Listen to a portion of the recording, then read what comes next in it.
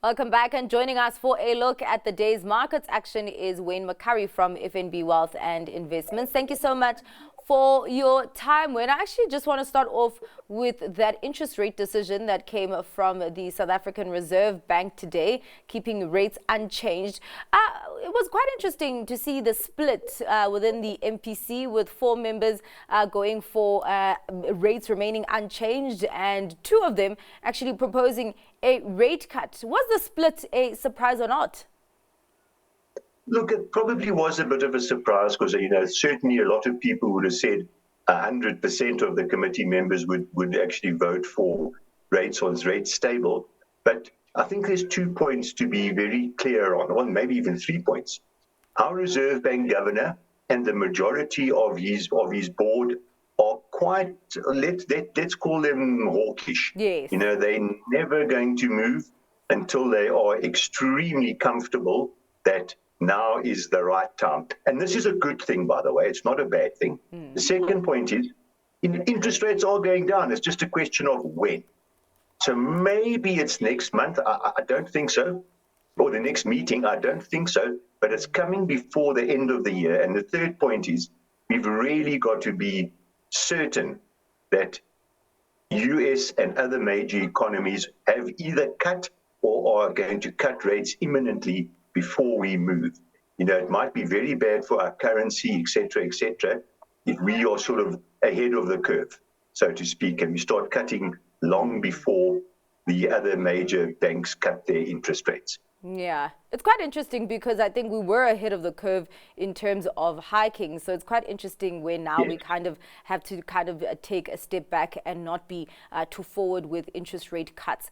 Wayne, let's take a look at some of the company news that came out of the JSE. Of course, one of the big ones being from the Anglo American stable. I want to start off with Anglo American Platinum because they did say that they expect their headline earnings per share to drop by as much as 25%. What was quite interesting for me was that share was up more than 4% at some point. What did the markets hold on to there?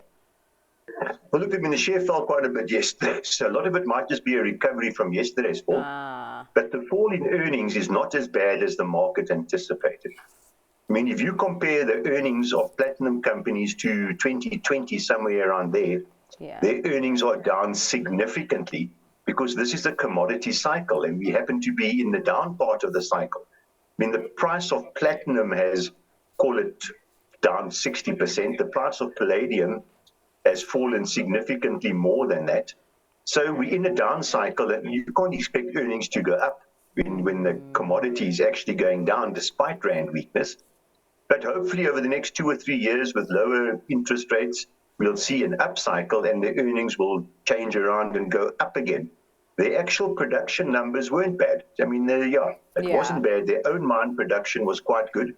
Just the stuff that they buy in, that was down a little bit. All right. Well, sticking to the Anglo-American stable is Kumba Iron Ore. Of course, we know the kind of maneuvering that they've had to do with their production to be in line with the Transnet. But what was quite interesting also, they do expect HEPS to drop by, I think, as much as 29%. And quite interestingly, they talk about a significant pullback in the iron ore market. What are some of the headwinds that this company is facing?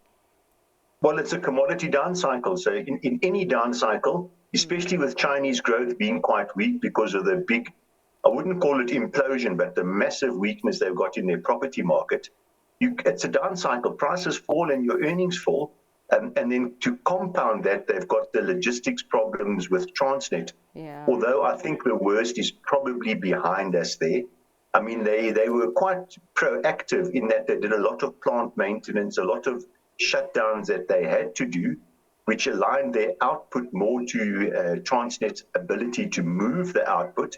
But they did drop actual production at the mine because they can't just stockpile. And their sales, I think, volume-wise, must be down 3 or 5%, if I remember correctly. But, when you look at what's happened, 3 months ago, 4 months ago, when we were in stage 6 load shedding, no one would have said Eskom will come right. And yet 6 months later, we haven't had load shedding for way over 100 days, and it doesn't look as though we're going to have any heavy load shedding either going forward. So Transnet can change. It might take longer than Eskom, but it can change. And, Kumba is now heavily involved with Transnet in trying to get that railway line working properly. All right. And of course, that does filter through to the parent as well. But before we get to your stock pick, Wayne, I quickly want to go to Pick n Pay because it had a significant fall yesterday by more than 17% and today down by almost 5%. What's the reason for this fall?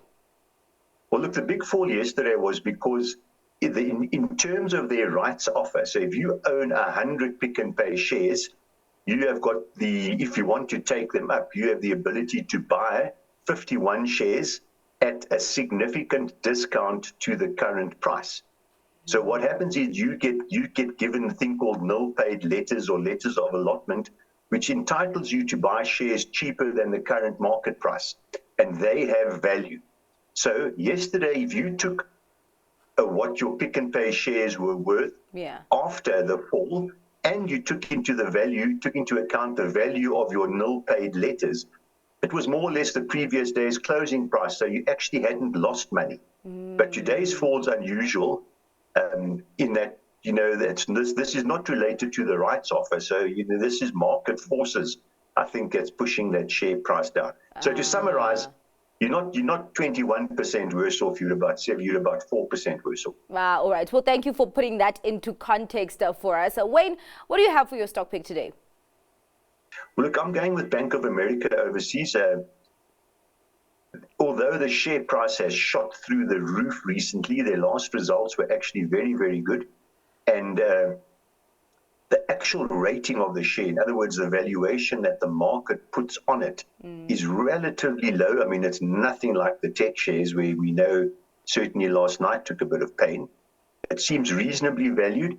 And in a falling interest rate environment, and hopefully a recovering economy, the banks should do fairly well. So that's why I'm going for Bank of America rather than going for one of the tech shares and or the drug shares. All right. Well, thank you so much for your time and for your insights on what has been moving investors' money today, Wayne. That was Wayne McCurrie from FNB Wealth and Investments.